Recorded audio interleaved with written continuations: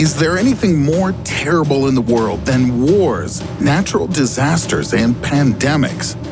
It turns out that there is, and this invisible danger lies in wait for each of us. We're talking about superbugs, microbes against which all modern medicines are ineffective. Doctors have sounded the alarm. Every year, the effectiveness of antibiotics decreases. Clever new bacteria develop resistance to existing drugs. Are we on the verge of a bacterial apocalypse? What bacteria are these that threaten to plunge all of humanity into medieval darkness? And is there any way to avoid this danger? Get ready to meet them, because here they are, the most dangerous bacteria in the world. ACINETOBACTER BAUMANNII, PSEUDOMONAS aeruginosa, ENTEROBACTERIACEAE, such as Klebsiella pneumoniae, Escherichia coli, Serratia, and PROTEUS. Scientists have this group of enemies at the very top of their radar, although the list of superbacteria is, of course, much longer. An encounter with these microorganisms can lead to serious illness and even death. And if a person continues to overuse antibiotics and take them at the slightest sneeze, then the world will inevitably be doomed to the post-antibiotic era, when the medicines are left to face off with infections without any chance of victory. Each year, around 700,000 people die in the world as a result of infection with drug-resistant bacteria. If the situation doesn't change, then by 2030, 100 million people will die in early death. And in 35 years, this figure will reach 300 million. But humanity can still be saved. Scientists have high hopes for a new antibiotic, DAROBACTIN, and you won't believe where it was discovered: in roundworms. Yes, you heard right. A group of scientists from Northeastern University studied the intestinal contents of parasitic nematodes and discovered a bacterial strain, PSEUDOMONAS. These worms infect insects, releasing bacteria that must then fight off pathogens, similar to those that live inside the human intestines. The secret weapon that helps the worms quickly dispense with their victims turned out to be an antibiotic called DAROBACTIN. Biologists have found that DAROBACTIN can actively fight gram-negative bacteria, the cell wall of which is further protected by the outer membrane. The last drug of this type was discovered over 60 years ago.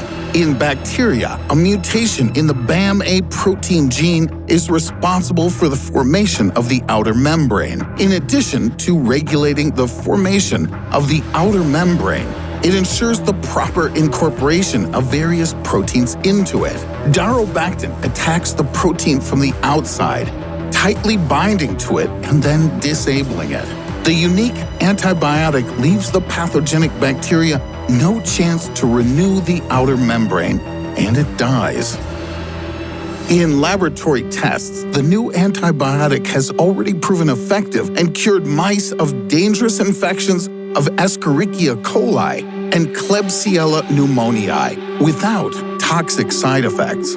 Of course, further research and testing are needed to create a medicine suitable for human use, but the data already obtained suggests that superbacteria have a serious enemy. Is there an alternative to the antibiotic found in worms? In 2017, scientists found something in the blood of Komodo dragons that can heal infected wounds.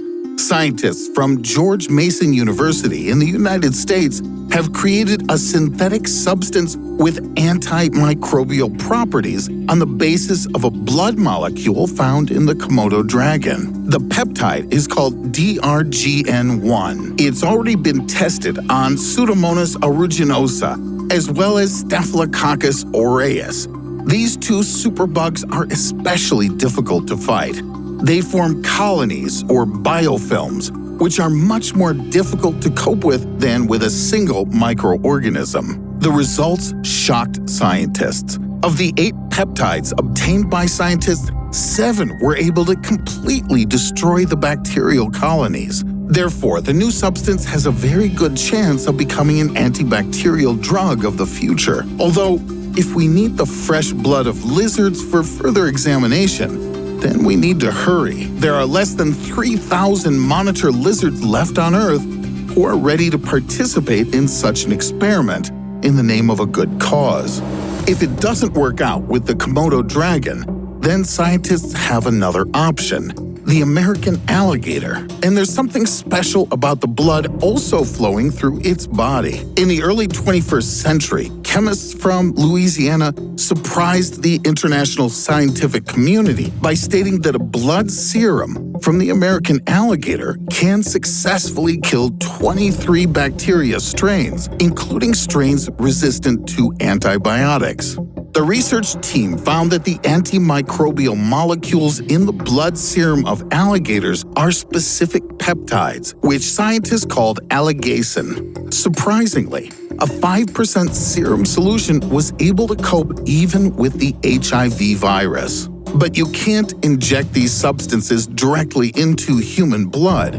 You need to carefully study its molecular structure, isolate and remove the part of the molecule that is dangerous to humans. This can take years of work, and only then might drugs similar to alligacin appear in pharmacies, scientists say. It's hard to believe, but even the skin of frogs can produce antibiotics. So far, it's been possible to determine the structure of 200 antimicrobial peptides that may be effective in combating superbugs. In 2010, John Michael Conlon of United Arab Emirates University and his colleagues devised a way to modify these molecules since they are not toxic to humans. But to talk about the creation of a new drug against dangerous pathogens is a bit too early. But why look for antibiotics among the fauna if they can be found right under your nose?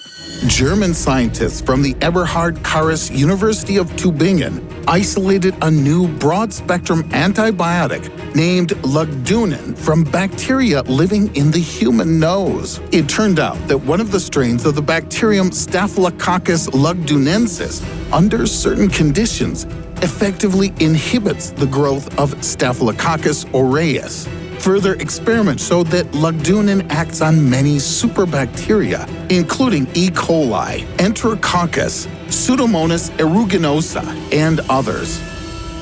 Scientists intend to continue to study the human body for the search for new types of antibiotics. After the discovery of LUGDUNEN, they believe that our body is an inexhaustible source of potential new drugs. But even if none of the new antibiotics shows good results in the following tests, and superbacteria develop resistance to all known antibiotics, scientists have a backup option ready. This bacteria, Predators Bdello vibrio, moving at a record speed up to 160 micrometers per second, they attack other, larger gram-negative bacteria. These predators penetrate the other bacteria, multiply, and then destroy the host cell within 3 to 4 hours. A team of scientists from Imperial College London and the University of Nottingham tried to use Bdello vibrio against bacteria Shigella, the culprit of food poisoning. Laboratory studies have shown that predator bacteria can reduce the population of pathogenic Shigella by 4,000 times. The experiments were carried out on fry of freshwater zebrafish. Some individuals were infected with the Shigella strain, and only 25% of them survived 3 days after infection. Along with Shigella, the predator strain was also introduced to other fry, and the survival rate in this case was 60%. For humans, this predator bacteria is probably not dangerous. Scientists believe that this discovery is an important step in developing methods for the use of live antibiotics in both animals and humans. Perhaps mankind will still be able to avoid the bacterial apocalypse and in the near future invent a super antibiotic to defeat superbacteria, but each of us can now contribute to the fight against pathogenic microbes. Don't rush to look for an antibiotic in your nose. The key lies in our attitudes to our own health. A strong organism leading a healthy lifestyle will not be at risk from gram-negative bacteria. Your like and subscription to our channel will raise immunity about as good as freshly squeezed carrot juice. Should we try it and see? Until next time.